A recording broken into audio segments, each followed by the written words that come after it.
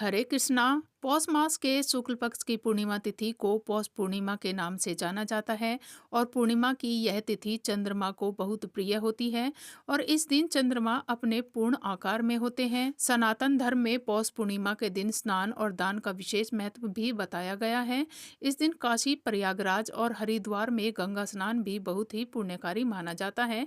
आइए आपको बताते हैं कि साल 2025 में पौष पूर्णिमा कब है, इस दिन चंद्रोदय का समय क्या रहेगा और कौन कौन से मुहूर्त इस दिन बन रहे हैं। पूजा के सबसे शुभ मुहूर्त कब से कब तक रहेंगे और इस बार क्योंकि पौष पूर्णिमा के दिन भद्रा भी लग रही है, ऐसे में भद्रा का समय कब से कब तक रहेगा, भद्रा का वास कहाँ रहेगा और क्या धरती लोक पर इस भद्रा का अशुभ प्रभाव रहने वाला है। इन सब बातों के साथ साथ आप जानेंगे पौष पूर्णिमा की पूजा विधि के बारे में भी, क्योंकि पौष पूर्णिमा के दिन से ही माघ स्नान भी प्रारंभ हो जाता है। तो माघ स्नान कब से शुरू और कब समाप्त होगा, यह भी आप जानेंगे। सनातन धर्म में पौष पूर्णिमा के दिन स्नान दान करने का बड़ा महत्व होता है। इस दिन सूर्यदेव के साथ साथ चंद्रदेव की भी पूजा करनी चाहिए। धार्मिक मान्यता है कि पौष पूर्णिमा के दिन स्नान दान और धार्मिक कार्यों को करने से साधक को सभी पुण्य फलों की प्राप्ति होती है। इस दिन ब्रह्म मुहूर्त में गंगा जी में स्नान करने से सभी पापों से भी मुक्ति मिल जाती है। इसके अलावा इस दिन यदि जरूरतमंद को दान दिया जाए तो जीवन के संकट भी दूर होते हैं। दान की सामग्री में आप इस मौसम में काम आने वाले गर्म वस्त्र का, जूते, चप्पल, छतरी का या मौसमी सब्जियों का, फलों का या तिल और गुड़ का दान दे सकते हैं। पूर्णिमा की तिथि बहुत ही शुभ मानी जाती है। इस खास दिन पर किसी भी प्रकार का तामसिक भोजन नहीं करना चाहिए। लहसुन, प्याज और मांस, मदिरा आदि से दूर रहना चाहिए। झूठ नहीं बोलना चाहिए, क्रोध नहीं करना चाहिए। पूर्णिमा के दिन श्री विष्णु भगवान, माता लक्ष्मी जी और सत्यनारायण भगवान की भी पूजा की जाती है। साथ ही इस दिन भगवान शिव सहित पूरे शिव परिवार की पूजा का विधान है, क्योंकि इस बार की पूर्णिमा सोमवार के दिन पड़ रही है। ऐसे में आप शाम को गोधूली मुहूर्त में या प्रदोष काल के समय भगवान शिव का भी पूजन अवश्य करें।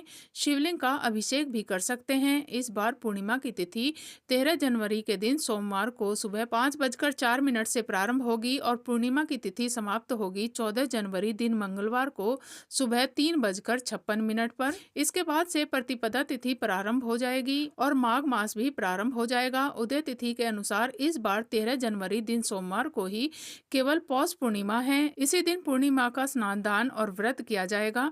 पौष पूर्णिमा के दिन से ही माघ स्नान भी प्रारंभ हो जाता है। तो इस बार माघ मास 14 जनवरी से लेकर 12 फरवरी तक रहने वाला है और इस बार लोहड़ी का पर्व भी 13 जनवरी को ही मनाया जाएगा। अब जानते हैं इस दिन के मुहूर्तों के बारे में।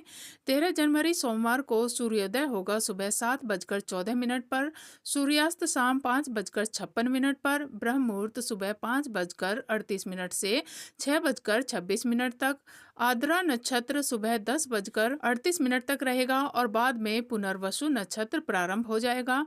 अभिजीत मुहूर्त दोपहर 12:14 से 12:56 तक रहेगा। राहु काल सुबह 7:30 से 9 बजे तक रहने वाला है और इस बार पूर्णिमा के दिन प्रातःकाल पूजा का मुहूर्त सुबह 5:54 से 7:15 तक रहेगा। सायकाल पूजा मुहूर्त शाम 5:45 से 7:06 तक रहेगा।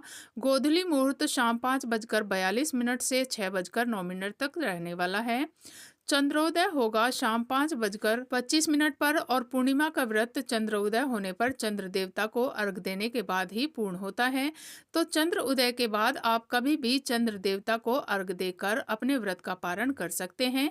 इस बार पूर्णिमा के दिन भद्राकाल का समय सुबह 7:15 से शाम 4:26 तक रहने वाला है, यानी कि दिन में लगभग अधिकतर समय भद्राकाल में ही बीतने वाला है और यह भद्रा का वास इस बार स्वर्ग लोक में रहने वाला है। और जैसा कि शास्त्रीय नियम है, ज्योतिष शास्त्र के अनुसार अगर भद्रा का वास स्वर्गलोक में होता है तो धरती लोक पर भद्रा अशुभ नहीं मानी जाती है। ऐसे में यह भद्रा अशुभ नहीं रहेगी तो आप भद्रा काल के समय में भी सुबह से शाम तक कोई भी शुभ काम कर सकते हैं, पूजा पाठ या दान भी दे सकते हैं। यह थी आज की वीडियो। अगर अच्छी लगी हो तो वीडियो को लाइक करना मत भूलिएगा।